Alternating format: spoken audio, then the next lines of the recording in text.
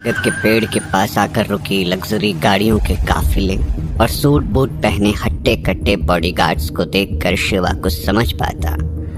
उनमें से एक आदमी ने कहा, अरे यहाँ तो सच में वो चमत्कारी फल लगे हैं, देखो वो वहाँ। इतना कहकर उस बॉडीगार्ड ने पेड़ की सबसे ऊंची डाली की तरफ इशारा किया। उसकी बात सुनकर दूसरे बॉडीगार्ड ने कहा, इसका मतलब राव साहब ने ठीक कहा था। अफसोस उनका गणित सही नहीं बैठा, बेचारे बिना बात ही खून की उल्टियां करते हुए मारे गए। अच्छा अब देर मत करो, जल्दी से ऊपर चढ़ो और वो चमकीला फल तोड़ कर लाओ। इस बार तो हम उस्ताद रंगा स्वामी की जान बचा कर ही रहेंगे। वैसे भी इस बार इनाम की रकम भी बहुत मोटी है। उस बॉडीगार्ड के चिल्लाते ही 5-6 मुश्तंडे जैसे दिखने वाले बॉडीगार्ड उस दिव्य नाग के खून से सने उन दिव्य फलों को तोड़ने के मकसद से उस पुराने बरगद के पेड़ पर चढ़ने लगे। ये देखकर शिवा ने सोचा, अगर उन्हें मेरे खून से सने फल चाहिए तो पहले उन्हें मुझसे पूछना होगा। और वहीं बालकनी से कूदने की वो तैयारी करने लगा, लेकिन तभी उसकी नज़र आसपास के घरों की खिड़कियों पर पड़ी। कुछ घरों की लाइटें जल चुकी थी और लोग अपना सर बाहर निकालकर झांक रहे थे। इसीलिए शिवा ने सीढ़ियों के रास्ते नीचे जाना ही ठीक समझा। शिवा सीढ़ियों से होकर टहलता हुआ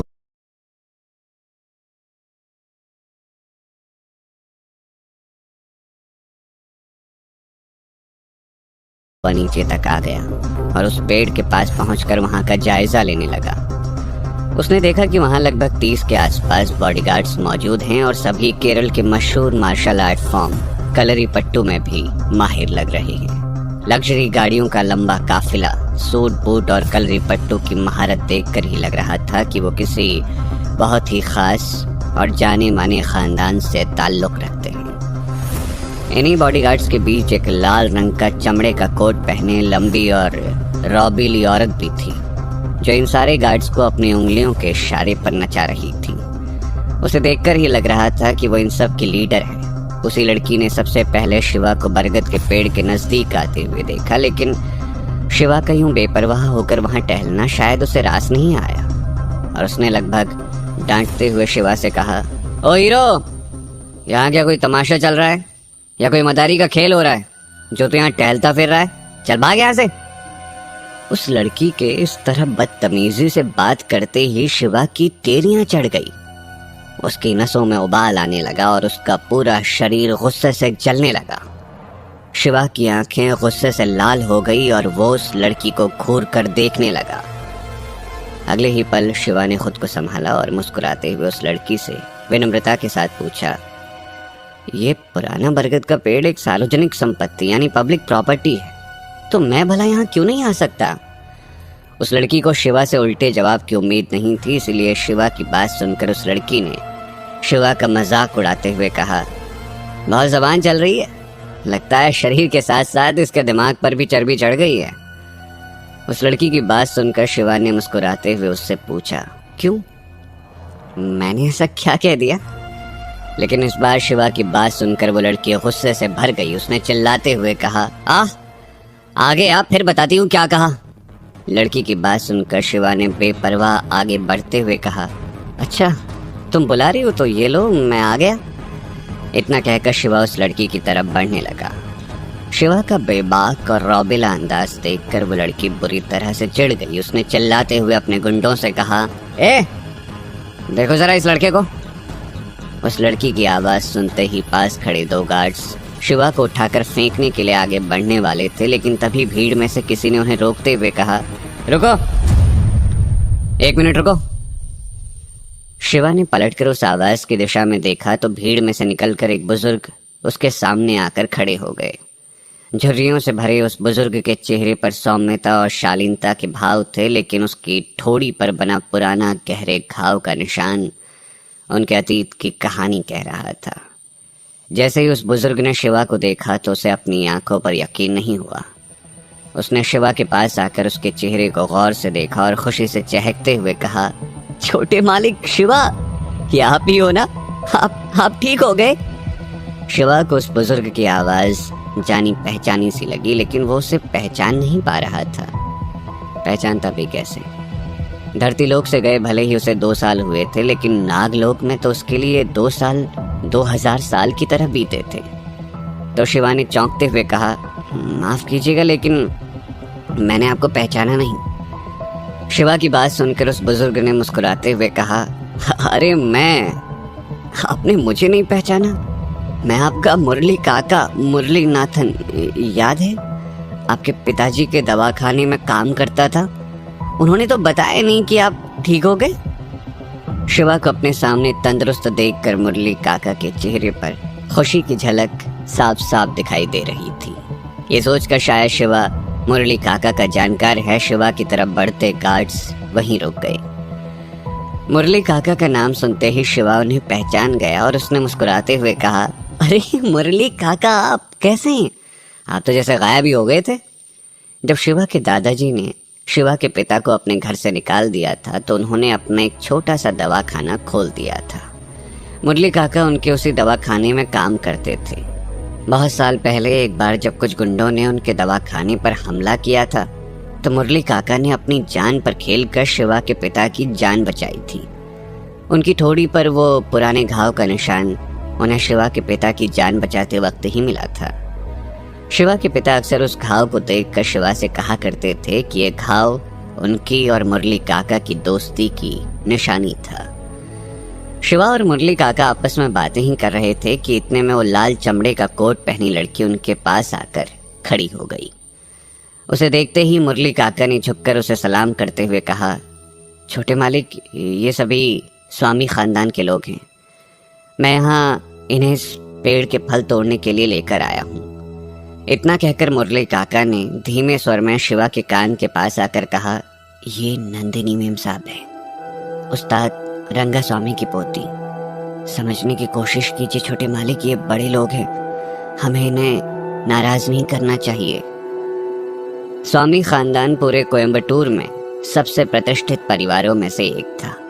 उनके पास नाम, पैसा और ताकत तीनों की कोई कमी नहीं थी और फिलहाल नंदिनी उस खानदान का प्रतिनिधित्व कर रही थी। शिवा के मन में मुरली काका के लिए बहुत इज्जत थी, इसलिए उनकी बात सुनकर शिवा ने मुस्कुराते हुए कहा, मुरली काका, आपको फलों की डाली ही चाहिए ना, तो इसके लिए आप में से किसी को भी उस पेड़ पर चढ़ने की जरूरत नहीं है।